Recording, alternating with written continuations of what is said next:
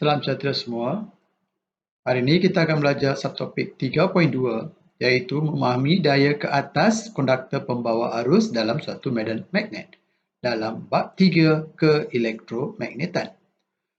Pada akhir sesi ini adalah diharapkan pelajar dapat menguraikan bagaimana suatu motor arus terus bekerja dan menyatakan faktor-faktor yang mempengaruhi kelajuan putaran suatu motor elektrik.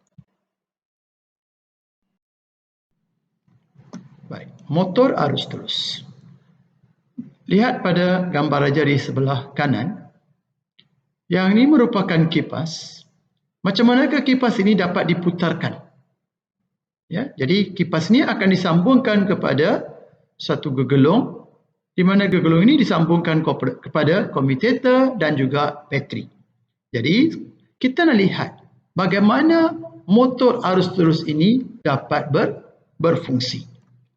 Jadi sebelum kita nak teruskan, kita lihat dulu struktur ringkas ya bagi satu motor arus terus. Satu motor arus terus terdiri daripada magnet ya, di mana kutub utara dan juga selatan menghala di antara satu sama lain dan diletakkan di antaranya adalah satu gegelung, di mana gegelung ini disambungkan kepada commutator dan di sebelah commutator ini terdapat satu berus karbon. Dan apakah fungsi commutator dan juga berus karbon ini? Ya, jadi sebagai seorang pelajar ni, kamu juga kena tahu apakah fungsi bagi commutator, ya, khususnya commutator ya. Cuma berus karbon ini dia ada fungsi cuma mewujudkan satu sentuhan kepada commutator supaya arus daripada bateri ini dapat mengalir masuk ke dalam gegelung. Jadi kita lihat apakah fungsi commutator ya, commutator yang nampak macam gelang yang terbelah dua inilah yang kita panggil sebagai commutator. Songsangkan arah arus, iaitu commutator ini berfungsi songsangkan arah arus dalam gegelung setiap separuh putaran ya, supaya gegelung terus berputar dalam arah yang sama. Jadi kita lihat pada di sini, kipas ini dapat putar dalam arah yang sama. Sebab apa? Sebab gegelung ini pun dapat diputarkan dalam arah yang sama.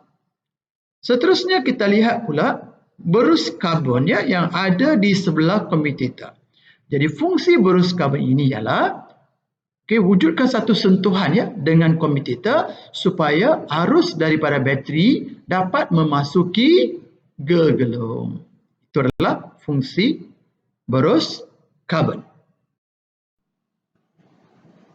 Sekarang mari kita lihat prinsip kerja motor arus terus yang ringkas. Okay, di sini telah pun ditunjukkan terminal bateri yang disambungkan kepada commutator yang disambungkan dengan gegelung. Jadi apabila arus mengalir melalui gegelung mendatar, medan magnet dihasilkan di sekitarnya.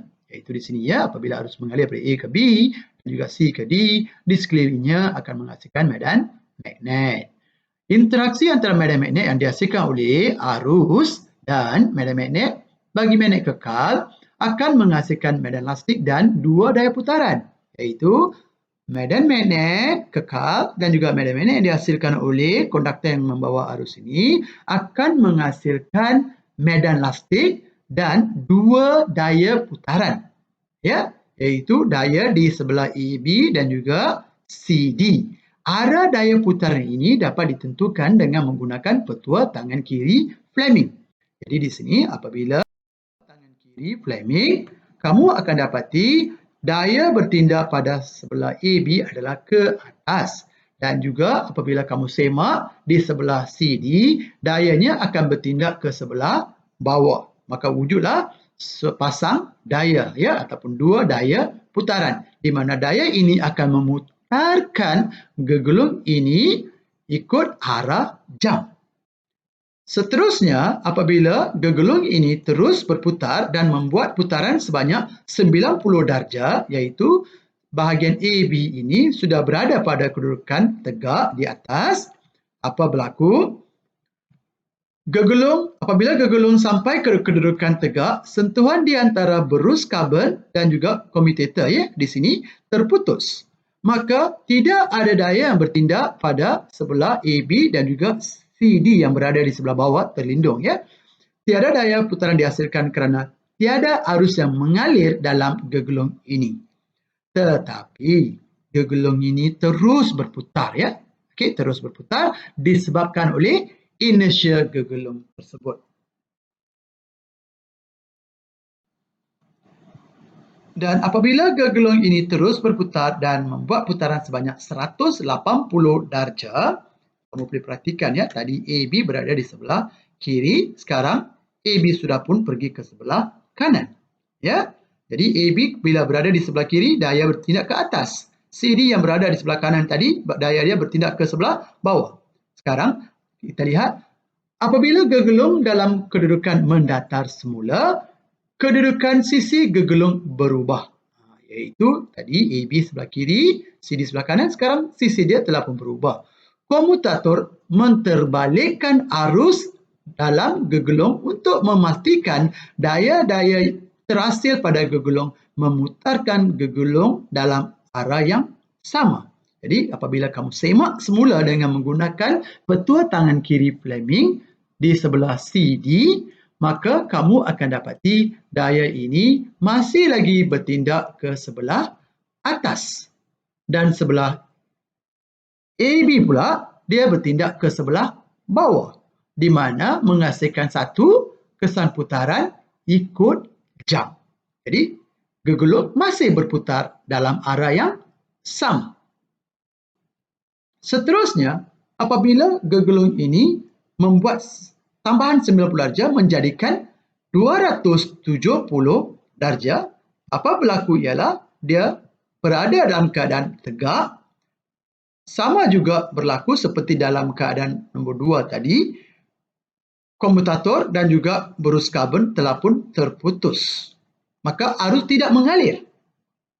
Maka tidak ada daya yang bertindak pada sata AB dan juga CD.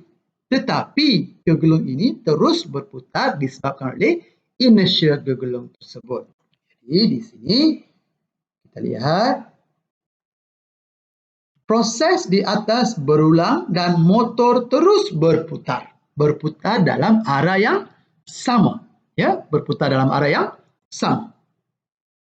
Perhatikan arus yang mengalir melalui gegelung. Arus mengalir ke sebelah dalam di sebelah kanan dan di sebelah kiri daripada B ke A. Jadi apabila kita semak dengan menggunakan petua tangan kiri Fleming, maka di sebelah AB dayanya bertindak ke sebelah atas.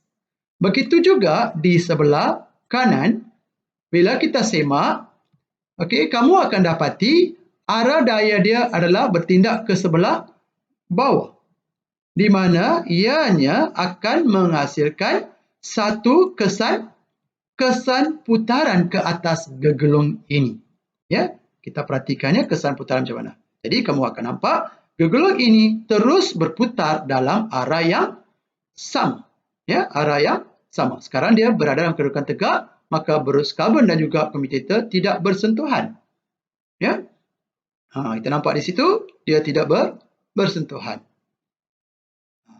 Jadi kita akan nampak harus mengalir sebelah kanan ke dalam, sebelah kiri keluar. Jadi komutator tolong menukarkan arus dalam gegelung bagi setiap separuh putaran. Kita lihat pula di sebelah kanan, kita lihat dalam gegelung arah arus ke sebelah dalam, tapi bila main sebelah sini dia keluar pula, Jadi arah dalam gegelung ini sentiasa ditukarkan, Kamu tengok anak panah tu.